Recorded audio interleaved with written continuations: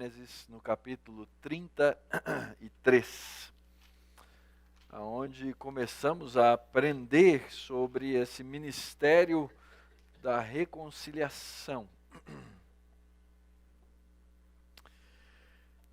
Através de um episódio na vida de Jacó e seu irmão Esaú. Nós vamos ler a primeira parte do capítulo, os versos 1 até o verso 11, mas mantenhamos abertas as Bíblias porque a gente vai ler o capítulo todo, tá bom? Gênesis capítulo 33. Diz assim a palavra de Deus: Levantando Jacó os olhos, viu que Esaú se aproximava e com ele 400 homens. Então passou os filhos a Lia, a Raquel e as duas servas. Pôs as servas e seus filhos à frente, Lia e seus filhos atrás deles, e Raquel e José por últimos. E ele mesmo, adiantando-se, prostrou-se à terra 7 vezes, até aproximar-se de seu irmão. Então Esaú correu-lhe ao encontro e o abraçou, arrojou-se-lhe ao pescoço e o beijou, e choraram. Daí, levantando os olhos, viu as mulheres e os meninos e disse: Quem são esses contigo? Respondeu-lhe Jacó: Os filhos com que Deus agraciou a teu servo. E então se aproximaram as servas, elas e seus filhos, e se prostraram. Chegaram também Lia e seus filhos, e se prostraram. Por último, chegaram José e Raquel, e se prostraram. E perguntou Jacó: Qual é o teu propósito com todos esses bandos que encontrei? E respondeu Jacó: Para lograr mercê na presença do meu senhor. Então disse Esaú: Eu tenho muitos bens, meu irmão, guarda o que tens. Mas Jacó insistiu: Não recuses. Se logrei mercê diante de ti, peço-te que aceites o meu presente, porquanto vi o teu rosto, como se tivesse contemplado o semblante de Deus, e te agradaste de mim.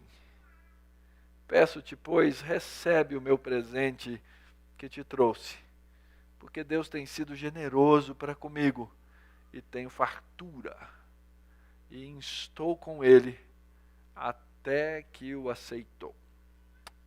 Até aí a leitura da palavra. Vamos orar. Pai bendito, nós rogamos agora a contínua instrução do teu Espírito Santo. Sem ele não teríamos essa palavra, porque o Senhor a inspirou por intermédio do Espírito. E sem o Espírito não entenderíamos essa palavra, porque é o teu Espírito que nos ilumina para entendê-la na sua inteireza. Assim, ó Deus, nessa manhã, com esse teu povo, que tem a habitação desse Espírito, nessa igreja que é o corpo, que é o templo no qual o Espírito habita, nós rogamos que as nossas mentes e os nossos corações sejam esclarecidos. E assim, ó Deus, em sabedoria diante do Senhor, possamos crescer para a honra e glória do nome do Senhor. Que as palavras dos meus lábios e o meditar do meu coração sejam agradáveis na tua presença, Senhor meu, rocha minha, Redentor meu. Amém. 2 irmãos brigados. Você já leu isso na Bíblia anteriormente? Qual a primeira história de 2 irmãos brigados que tem na Bíblia? Caim e Abel. Capítulo 4 de Gênesis começa com controvérsia entre 2 irmãos. Vem, obviamente, depois da queda, que está no capítulo 3. A história de irmãos, depois da queda, é assim. Divisão. Mas a história de irmãos, depois da queda, também é uma história de reconciliação. E como nós precisamos disso, irmãos? Como nós precisamos de reconciliação da parte de Deus? Essa é a história da Bíblia. Essa é a história do livro de Gênesis, onde nós lemos que Deus, tendo feito o mundo, o homem quebrou a sua proximidade, a sua comunhão com Deus, rebelando-se contra o seu Criador. E nós chamamos isso de queda. Na queda, o homem perde o seu vínculo com Deus. Torna-se amigo da serpente e torna-se inimigo de Deus. Mas nós estudamos lá atrás, no capítulo 3, que Deus na sua graça, Deus na sua bondade, Deus na sua misericórdia vem, e lá em Gênesis 3,15 nos anuncia que Ele colocaria inimizade entre quem? A mulher e a serpente. Entre os descendentes da mulher e os descendentes da serpente. E a partir dali, Deus começa a criar uma comunidade de reconciliação. Vou falar uma coisa para vocês, eu não consigo entender, mas já tenho visto isso muito. Igrejas e comunidades onde as pessoas vivem brigadas umas com as outras. Não dá para entender isso. A comunidade cristã, a comunidade do povo de Deus, a igreja, é esse povo da redenção. É o povo que se entrega para um ministério da reconciliação.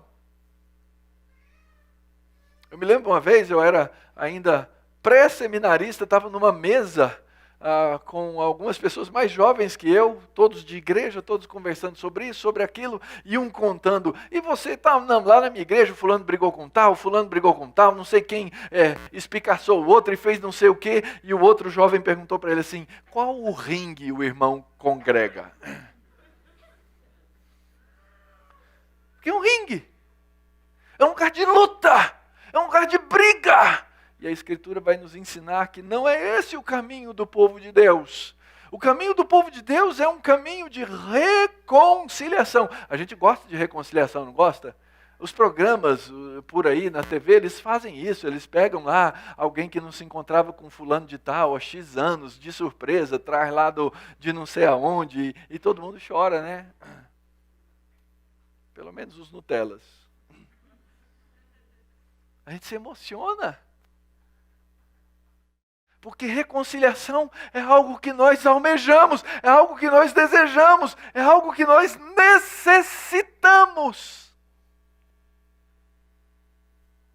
E a palavra de Deus é a respeito de reconciliação.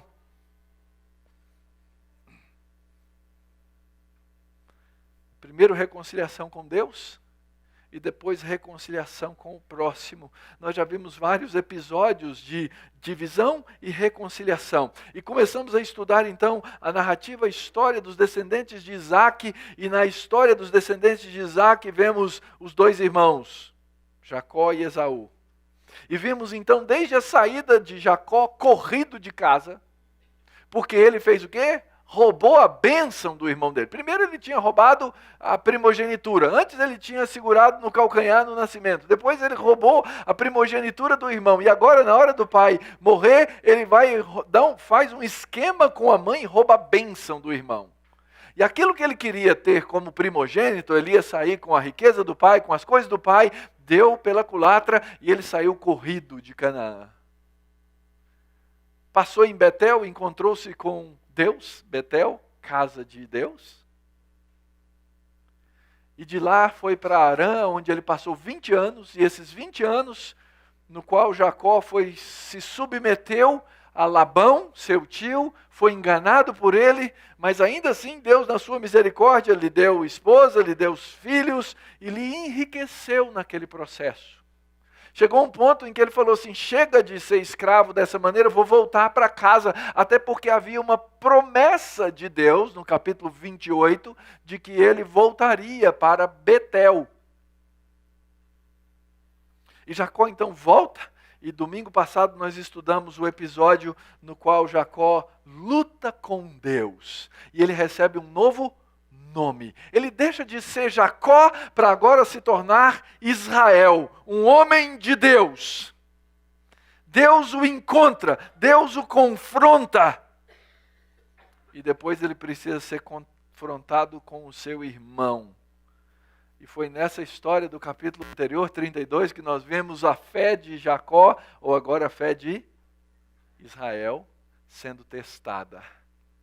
Ele fica sabendo que o irmão dele está adiante, ele manda o pessoal dele dar uma olhada, descobre onde está meu irmão. Ele falou, não, seu irmão está vindo, e com um pequeno grupo de 400 pessoas. E a gente lê que, a gente vai aprender nesse episódio, que Esaú se tornou um homem rico. Mas sabe como Esaú se tornou um homem rico? Pela espada. A Bíblia diz isso. Ele se tornou um homem rico porque ele constituiu um exército e ele lutava, guerreava, saqueava. E agora Jacó vai ter que se encontrar com seu irmão, que havia lhe prometido o quê? Eu vou te matar. Eu vou vir atrás de você. É aí que Israel, ou Jacó, se torna Israel servo. E ele então é vencido por Deus, o Senhor o transforma, e ele precisa aprender a depender. E então agora vai chegar a parte mais assustadora dessa história. Talvez não devesse ser. Porque anterior, ou na anterior, aquele homem, Jacó, encontrou-se com quem? Com Deus. Agora ele vai se encontrar com Esaú. Ele devia ter mais medo de se encontrar com Deus do que com Esaú. Você devia ter mais medo de se encontrar com Deus do que com qualquer outro.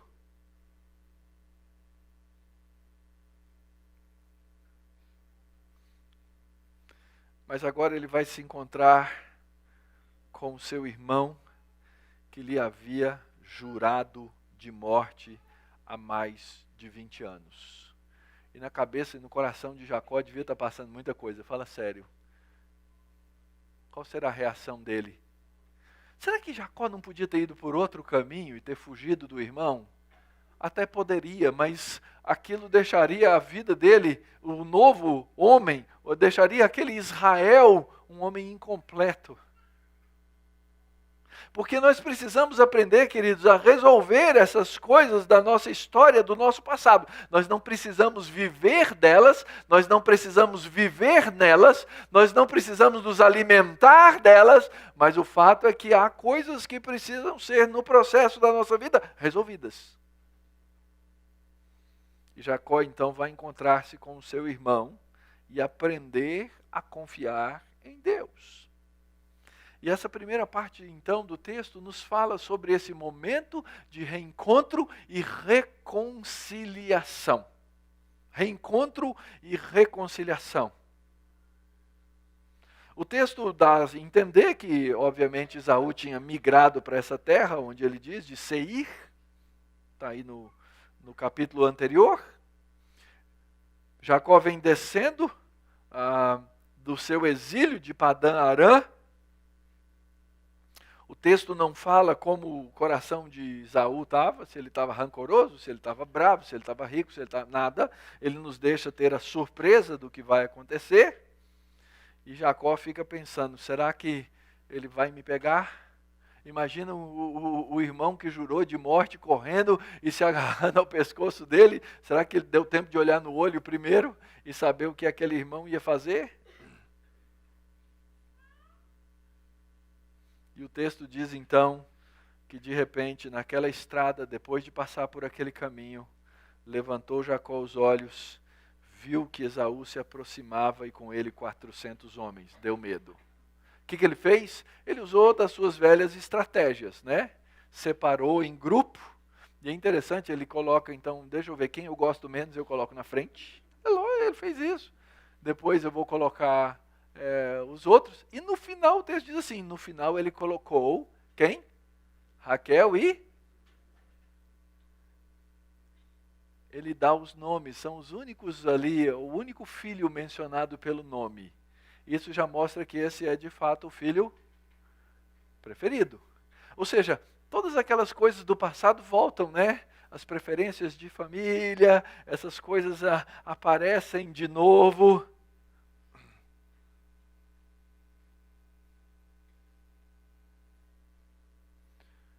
Os outros encontros de Jacó tinham sido problemáticos. E ver o irmão guerreiro chegando com um exército de 400 trouxe temor, dividiu então Jacó o seu grupo, os velhos hábitos, as velhas preferências, Raquel e José na retaguarda. Só que aí aparece um homem novo, queridos. Essa é a maravilha da graça do Evangelho. O verso 3 diz que agora ele mesmo adiantou-se, ele se colocou na frente. Eu diria que Jacó virou homem. Ele se colocou na frente. Foi o novo Israel que se aproximou de Esaú, não foi o velho Jacó.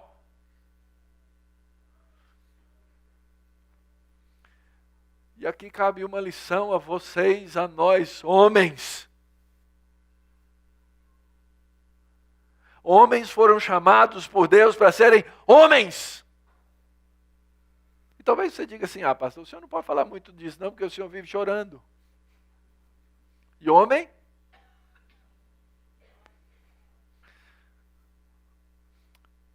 Dessa eu estou livre. Porque o texto diz que tanto Jacó quanto Esaú choraram. Mas o fato, meu irmão, o fato, meu querido, é que Deus nos chamou para sermos homens. E homens foram chamados para serem o cabeça. E o cabeça foi chamado para liderar a sua casa, para liderar o seu lar, para liderar a sua família. E esse Israel agora, então, tomou a frente. Ele caminha à frente, talvez com medo no seu coração, mas numa caminhada confiante. Ele vai até o seu irmão, um homem diferente. Diz o texto no verso 3 que esse Jacó se aproxima-se, mas à medida em que ele se aproxima, ele diz que ele prostra o seu rosto em terra 7 vezes. Essa ideia de prostrar é colocar assim, até encostar o nariz na terra, até você sentir a poeira entrando nas suas próprias narinas. Um símbolo de submissão diante de alguém que é superior. Isso não rouba a masculinidade de Jacó. Não rouba. Ele é homem, mas ele é servo de Deus. E ele sabe que ele está numa dívida imensa com seu irmão, e ele se prostra 7 vezes. Isso era um comportamento da cultura daquela época. Era a maneira de um vassalo se aproximar do seu senhor no antigo protocolo das cortes. E Jacó saúda Esaú como um vassalo saúda um patrão, como numa corte. Ele chega como servo, chama seu irmão de senhor. Sabe por quê? Porque ele era o irmão mais novo. Segundo lugar, porque ele havia traído seu irmão, ele havia roubado seu irmão. E agora o que ele está fazendo é fazendo restituição. Nessa posição de submissão e deferência, tendo enviado os presentes anteriormente para o seu irmão, aquele mundo de animais, 550 animais, Jacó estava publicamente reconhecendo que a riqueza dos presentes que ele havia recebido pertenciam ao seu irmão. Esse foi um ato sincero, verdadeiro, honesto, diante de Deus e diante do irmão, para resolver o que ele havia anteriormente feito. Ele havia roubado seu irmão. A maioria de nós aqui tem irmãos, né? Nunca brigaram, brigaram? Irmãos nunca brigam, né? É impressionante, parece que aquela conformação, aquela herança que nós recebemos dos 2 primeiros lá que nós lemos na Bíblia, ela parece tão presente. Tem hora que eu vejo o irmão com vontade de matar o outro.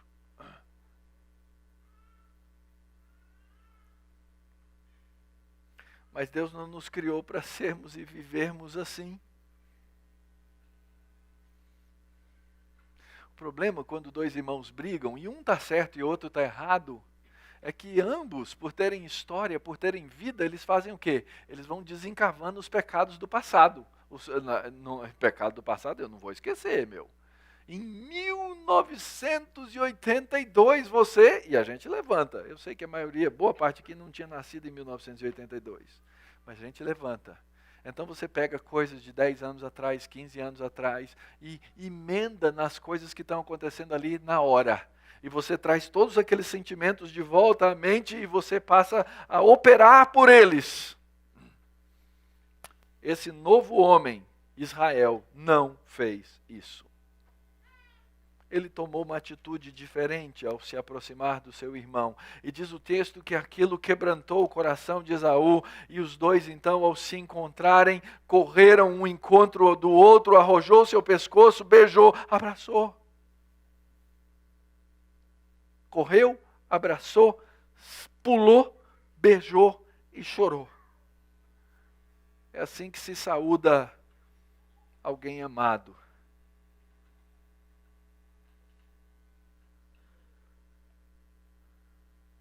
O beijo da concórdia, o beijo da aproximação, o beijo do reencontro, o beijo da reconciliação. O texto diz que Esaú vira para ele e fala assim: irmão, para que todas essas coisas? Quem são esses todos? Não conheço, só fazem 20 anos que você saiu de casa, não conheço sua mulher, não conheço seus filhos, não conheço ninguém da sua família, quem são? Ele os apresenta. Todos eles fazem a mesma coisa, chegam diante de Esaú e se prostram. E aí vem o papo do dia a dia, né? Pai, eu estava subindo aí com o meu exércitozinho de 400 e fui encontrando esse pessoal. Para que você mandou tudo isso? Ele fala assim: porque eu precisava te dar um presente. Porque eu precisava fazer restituição daquilo que eu te roubei lá atrás. Eu precisava te devolver aquilo que eu havia tomado. Minha intenção, verso 8, é lograr misericórdia na tua presença. Esaú responde para ele o quê? Ô, meu irmão, estou rico, velho. Tranquilo, não precisa disso tudo não. Não precisa dessas coisas. Já tenho as coisas que eu preciso.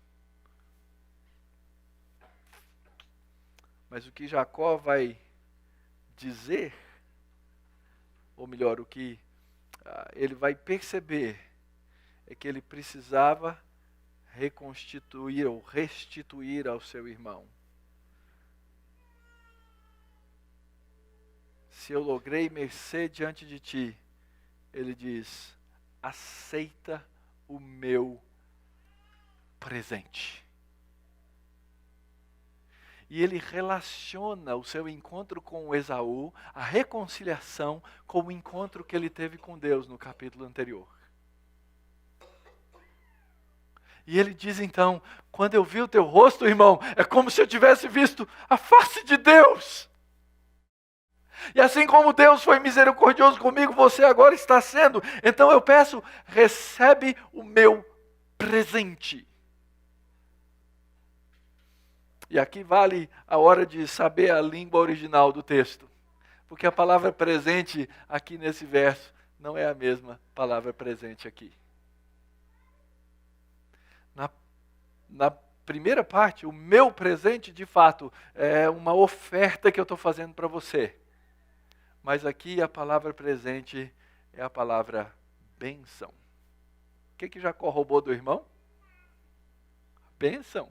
E ele está dizendo aqui, então irmão, eu peço, eu sei que eu roubei a bênção de você, mas agora eu estou devolvendo a bênção.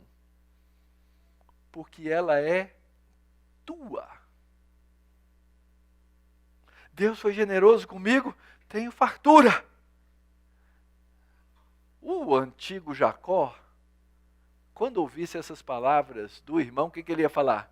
Então tá bom. Vou ficar com tudo mesmo, você não precisa, né? Eu fico com tudo. Mas esse novo Israel, ele faz uma oferta sincera ao irmão, verdadeira. Ele diz, eu te devo e eu agora te devolvo. E aí o texto diz então, que ele instou até que ele aceitou. Não era um presente em troca de algo que ele esperava receber, mas era uma restituição por algo que ele havia roubado.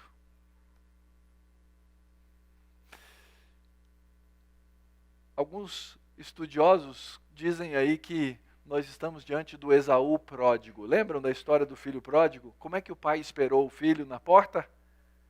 Quando ele viu que o filho se aproximava, o que ele fez? Correu, abraçou e beijou. O irmão o recebe, não, o texto não está assim para a gente comparar Esaú a Deus, mas o texto está assim para nos lembrar de reconciliação e da necessidade que nós temos de aprender a perdoar. E eu sei que você vai aí depois, você pode ir no Google, na internet, nos sites cristãos, e vai ter um mundo dizendo, olha, o perdão não é uma obrigação, vai ter discussão teológica em cima disso. A Escritura, queridos, ela diz que nós precisamos aprender o perdão, e não ficar debatendo se devemos ou não. A oração que o nosso Senhor nos ensina diz assim, ensina-nos a perdoar os nossos pecados, assim como nós perdoamos. Se você não aprendeu a perdoar, você não aprendeu a arte de receber de Deus o seu perdão. Pode ser que Deus tenha te perdoado e você viva em amargura contra Deus. Já vi muitos casos assim.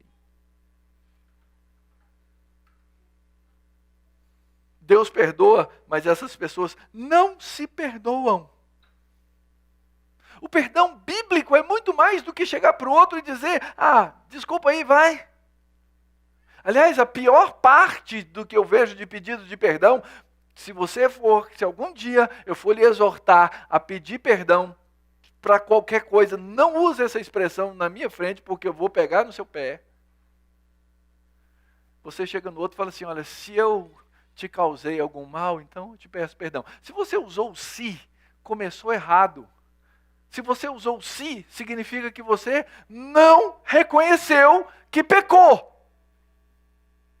Mas se eu te causei alguma coisa, então você me perdoa. Não. O perdão bíblico não é esse que começa com si. Na verdade, esse perdão envolve, e Jacó precisou passar por aí para virar de fato todo o Israel que ele precisava virar. Ele precisou fazer uma confissão face a face. Ele precisou fazer uma restituição. Porque o arrependimento verdadeiro, ele confronta o nosso orgulho. E se tem uma coisa de acontecer, difícil de acontecer, é isso acontecer entre irmãos.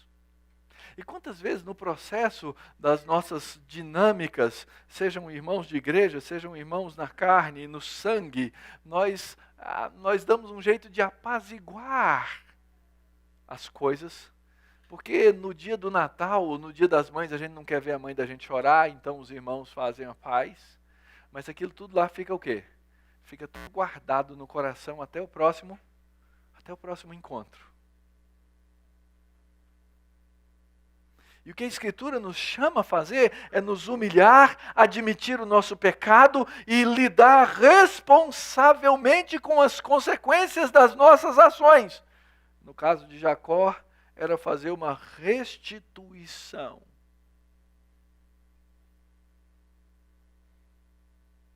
Perdão bíblico, verdadeiro arrependimento, envolve uma obediência que tem custo.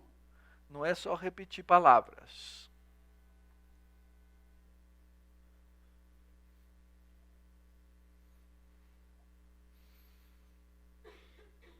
E quando nós aprendemos o perdão, e quando nós aprendemos a pedir perdão, é como se víssemos a face de Deus. E talvez você esteja aí vivendo durante muito tempo na sua vida sem conseguir ter um vislumbre, ter alegria, ter gozo em ver a face de Deus na adoração, no culto, na palavra. Sabe por quê? Porque provavelmente você está guardando aí no seu coração coisas que você não deveria guardar.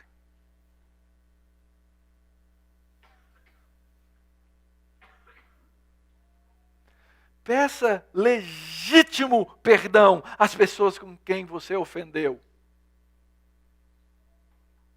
Porque essa é a estrutura que a fé em Cristo Jesus nos dá, nos transmite para aprendermos a viver bem. Seja no relacionamento com os irmãos, seja no relacionamento na nossa família, seja no relacionamento dentro da igreja, seja nos nossos relacionamentos sociais em geral.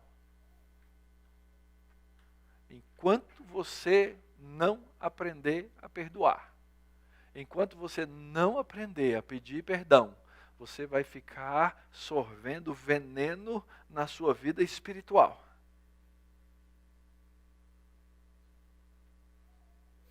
Então vá, querido. Hoje nós vamos tomar a ceia do Senhor. Você que é cristão, membro de uma igreja, você vai estar convidado e convocado a participar dessa mesa conosco. Nessa mesa você tem que tomar diante de Deus a decisão de perdoar e pedir perdão.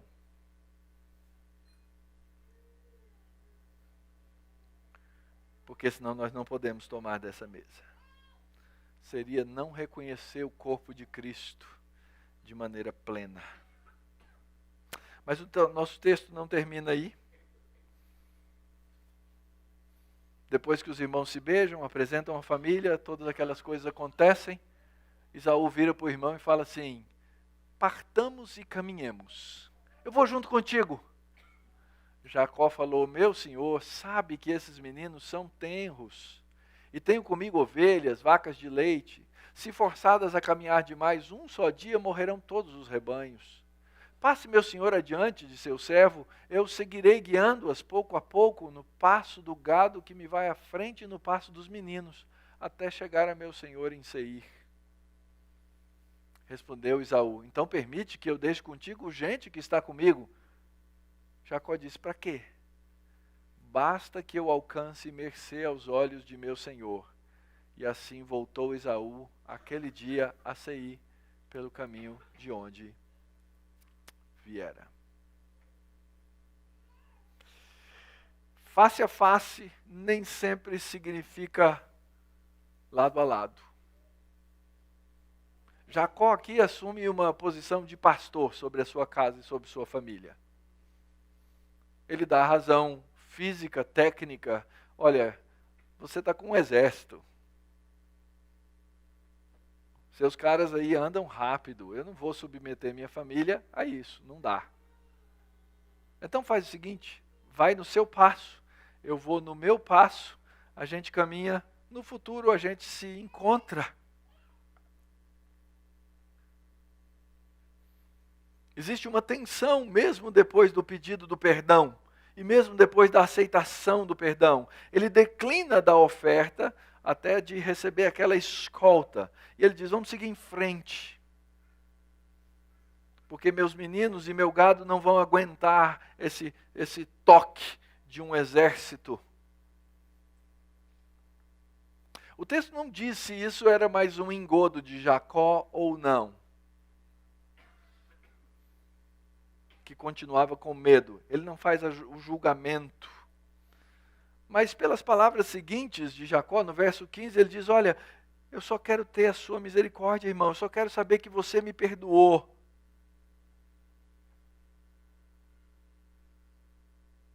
Sabe por quê? Porque nós já vimos lá atrás que Esaú é semente da serpente.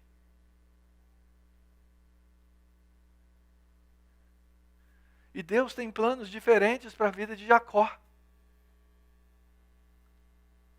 Então, o encontro face a face era importante e fundamental, mas andar lado a lado, nesse caso, não dava. Aliás, no diálogo a gente vê, quando Jacó diz, fica com isso, porque Deus foi misericordioso comigo, Esaú disse, olha irmão, eu enriqueci, eu fiz por mim mesmo. Você vê que na história de Esaú não tem Deus. Não há reconhecimento. Ele diz, não vai dar para andar junto. Foi importante o encontro face a face, mas não vai dar para caminhar lado a lado. E Israel vai viver separado de Edom. E a gente sabe na história que eles vão se encontrar outras vezes e eles vão se encontrar para a guerra.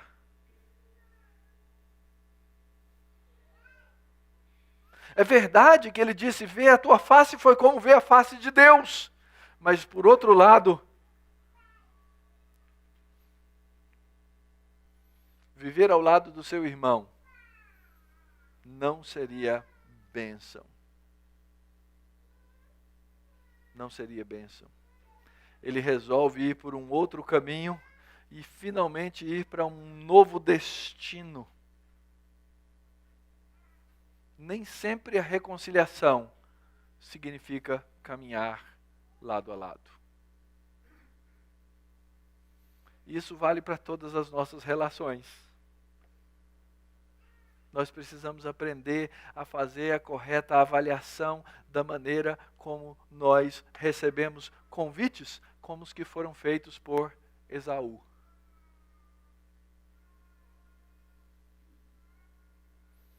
Jacó não diz diretamente, olha, cara, não vai dar para viver com você, viu? Não vai dar.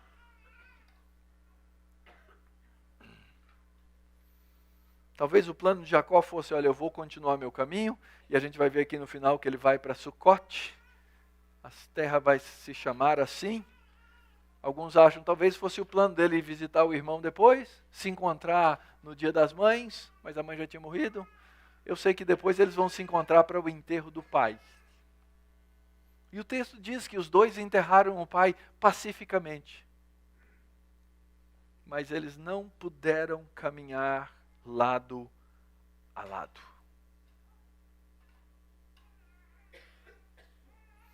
Talvez ele tenha até dado uma enganada aqui no irmão, eu não sei.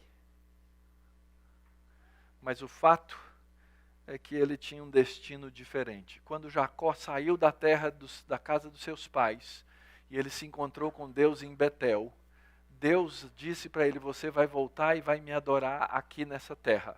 Deus havia dito a Isaac, seu pai, que ele seria o dono daquelas terras. Deus havia dito a Abraão, seu pai, que ele seria dono daquelas terras.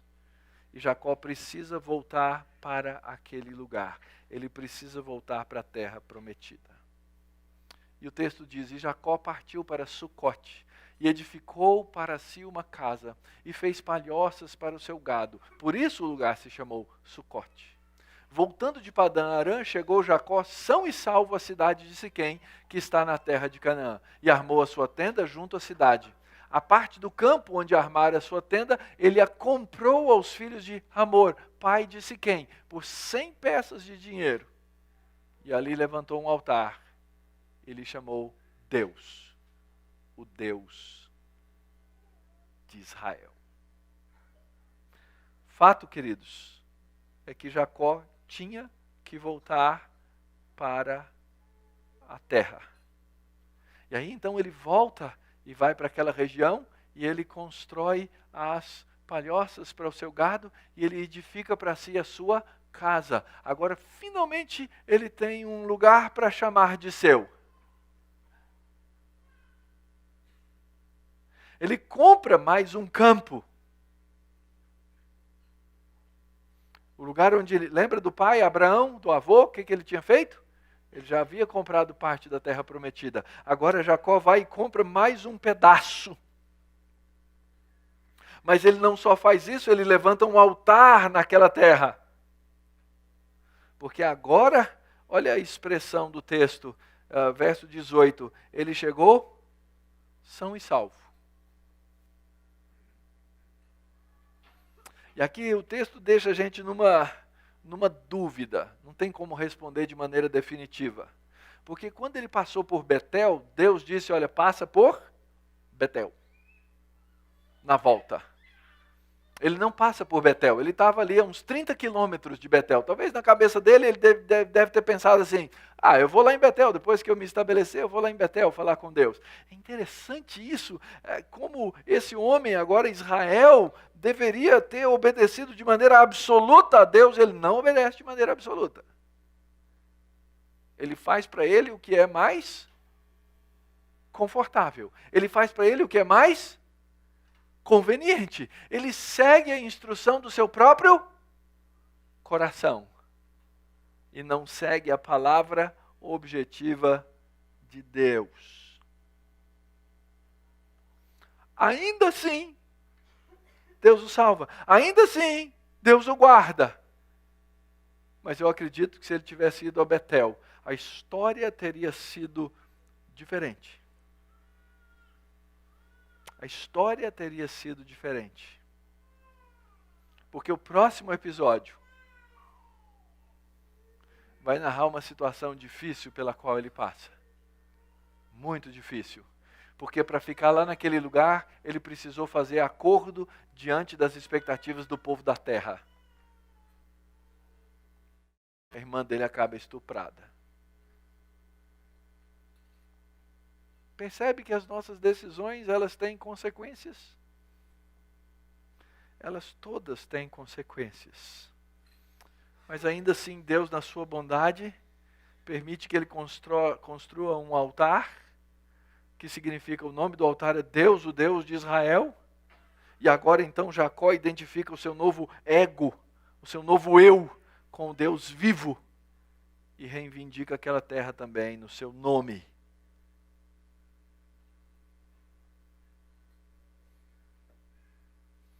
Mas o fato é que ele está chegando no fim da sua jornada, no fim da sua caminhada. Constrói o seu lugar e chega na terra prometida. O que a gente aprende com esse texto todo, queridos? Primeiro, a gente aprende aqui a respeito de duas diferentes perspectivas. A orientação de dois homens. O texto nos ensina que a gente pode, inclusive, viver em paz com o incrédulo. E que as nossas relações são importantes. E que a relação de irmãos é importante. Ele precisou pedir perdão para o seu irmão pelo mal que lhe havia feito.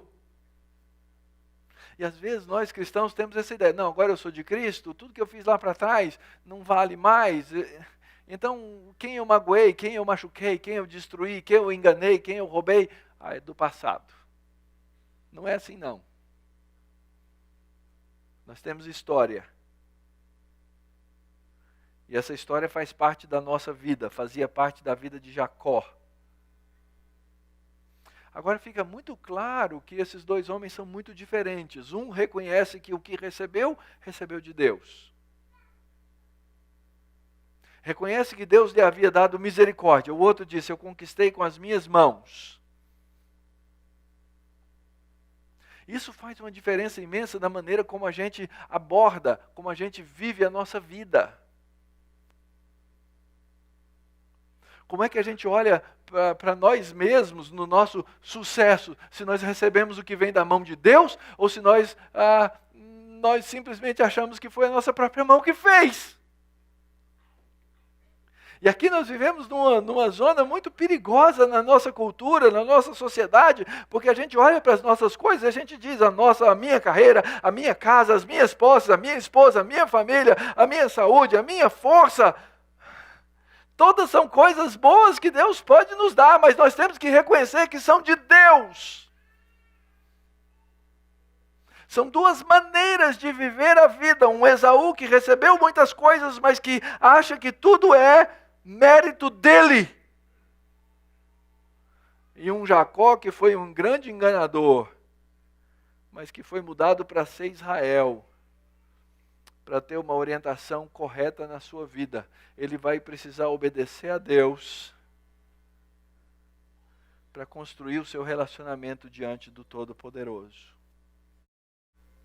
A maneira como eu vivo aqui, horizontalmente, é diretamente instruída pela maneira como eu vivo aqui, a minha relação com Deus.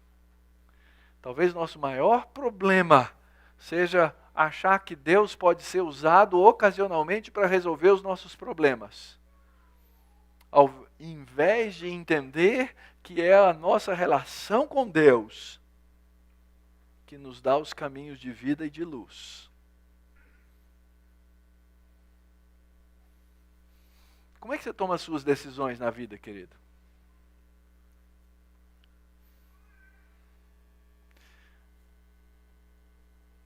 Nós somos membros de um corpo, e eu insisto com vocês, você que não é membro de nenhuma igreja, você está perdendo a instrução de Deus por meio do corpo de Cristo. E eu já disse para você, se você não é membro da igreja, eu não tenho como lhe instruir como membro da igreja. E vocês, nós todos os dias tomamos o quê? Decisões. Essas decisões, elas têm que ser tomadas diante da Escritura, diante de Deus, com o nosso círculo mais próximo, mas elas precisam ser tomadas como igreja, como povo de Deus que nós somos. Você está dizendo assim, mas pastor, até nas decisões pessoais, a minha carreira, com quem eu vou me casar, aonde eu vou morar? Sim! Claramente sim! Foi para isso que Deus nos constituiu igreja e corpo. Para que nós juntos aprendêssemos a ser discípulos. Então, entre Jacó e Esaú, nós vemos duas perspectivas diferentes de vida.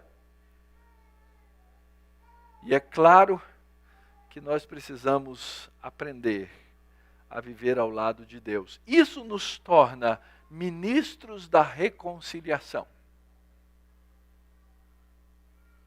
Ministros da reconciliação. Em primeiro lugar, ministros da reconciliação com Deus. Sabe por quê? Se você já foi reconciliado com Deus, você agora é essa peça usada por Deus para falar do Evangelho a outras pessoas, para que elas não vivam distantes de Deus, porque não há maior tragédia na vida humana do que viver fora, longe da vontade de Deus. Então, quando você olhar para alguém que não vive ao lado de Deus, tenha misericórdia e compaixão. Diz, esse meu irmão, essa minha irmã, esse meu parente, esse meu vizinho, esse meu colega de trabalho, ele não vai ter vida se ele não for reconciliado com Deus. E você vai aprender então a importância da evangelização. Porque o reconciliar-se com Deus vem por meio do Evangelho de Cristo. Em segundo lugar, ministros da reconciliação com o próximo. Eu tenho um colega pastor que tinha alguns presbíteros na igreja dele que brigaram e viviam brigando. Um dia, ele pediu os diáconos, eles colocaram os elementos da ceia.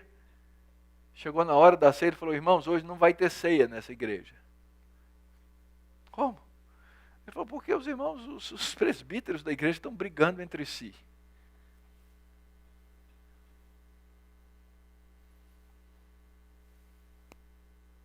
Então se torna um ato falso. É por isso que a Escritura diz assim, por isso o homem examine-se a si mesmo, e assim coma, e assim beba. Então eu preciso aprender a me reconciliar com o próximo, nós precisamos viver uma vida de reconciliação na igreja. Em terceiro lugar, nós precisamos exercer o ministério da reconciliação entre os irmãos. Uma das minhas funções como pastor e uma das suas funções como membro da igreja é trazer entre os irmãos a paz, a reconciliação, o perdão.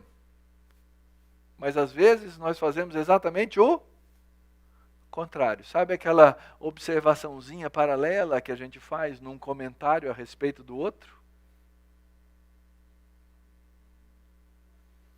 Sabe aquela maneira como a gente cutuca o nosso irmão de sangue e a gente começa a cutucar o nosso irmão da igreja?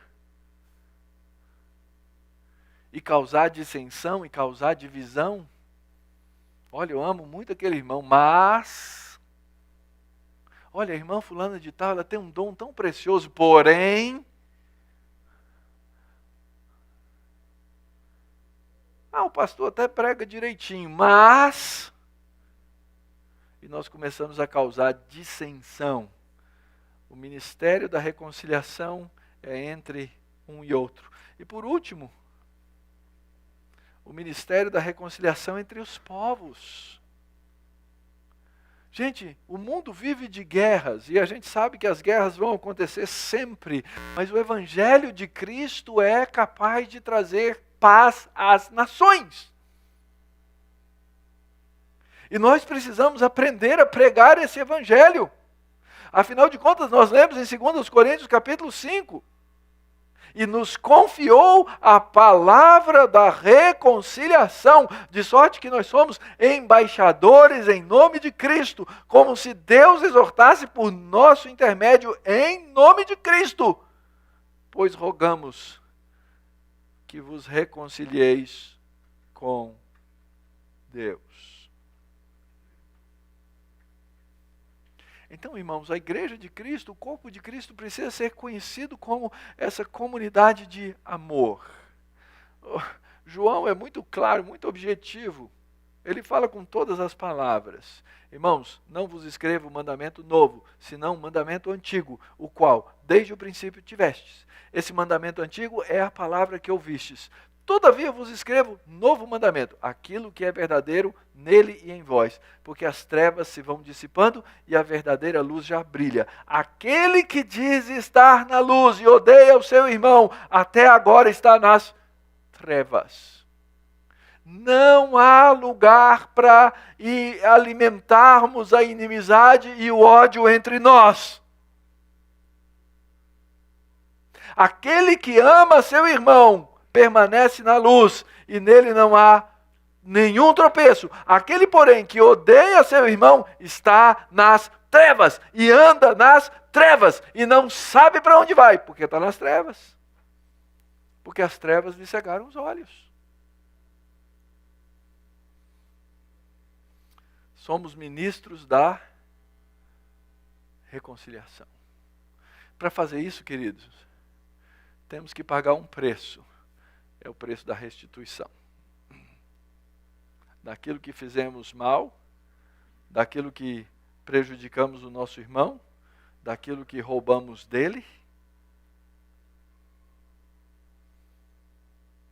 Arrependimento bíblico é mais do que dizer me desculpa. Arrependimento bíblico é pagar o preço. É uma obediência que tem custo. Temos que aprender a usar as palavras corretas para a reconciliação. O exemplo de Jacó é muito claro, né? Ele se curva 7 vezes. Ele se chama de servo, porque ele se torna um servo.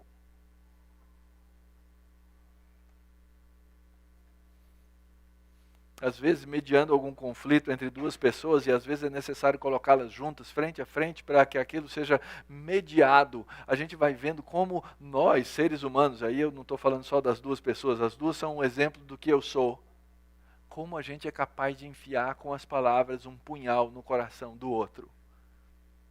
Quando eu não estou envolvido, eu estou olhando de fora, eu consigo ver. Quando eu estou envolvido, quando sou eu que estou colocando o punhal no coração do outro, eu não enxergo. Porque eu estou tomado de ódio. Mas a Escritura é muito sábio em dizer que para a reconciliação nós temos que aprender a usar as palavras, porque as palavras têm peso. Quantas vezes você já ouviu a expressão, suas palavras me machucaram, porque elas machucam? Então não são só as palavras, mas envolve também a atitude de querer reconciliar. E às vezes nós não somos capazes de enxergar que atitudes devemos ter.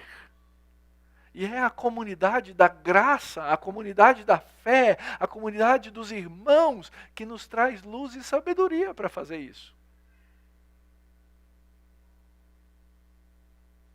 Lembra da instrução do apóstolo Paulo? Aconselhai-vos uns aos outros. Para quê? Para que haja paz. E por último, queridos, lembre-se de uma coisa: a graça sempre triunfa.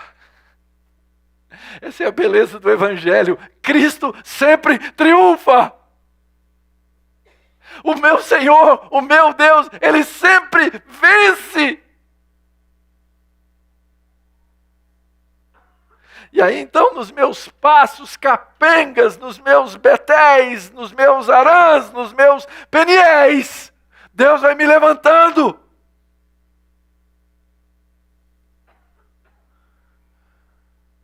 Até a hora de eu poder dizer assim, eu vi o Senhor face a face.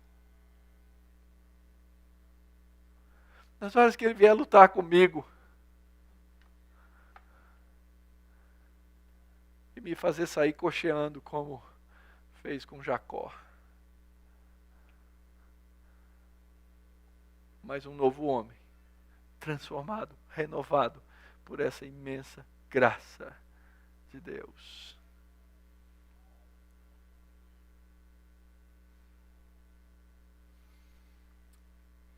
Você confia nessa graça, querido? Quem sabe você está aqui hoje e nunca experimentou essa graça na sua vida, nunca experimentou essa graça no seu coração, nunca teve um vislumbre da face de Deus, mas a Escritura diz assim que quando Ele se mostra para nós, nós vamos conhecê-lo e vamos ser transformados passo a passo na sua semelhança. Se você não é membro dessa comunidade, saiba que essa aqui não é uma comunidade de perfeitos. É uma comunidade de imperfeitos, sendo transformados pela graça de Deus, à semelhança de Jesus Cristo. E é por isso que o que nós fazemos aqui não é hipócrita, não é falso, não é mentiroso. Porque quando nós partimos na mesa do Senhor, o pão e o vinho, nós somos agraciados e somos transformados e ensinados pelo Senhor.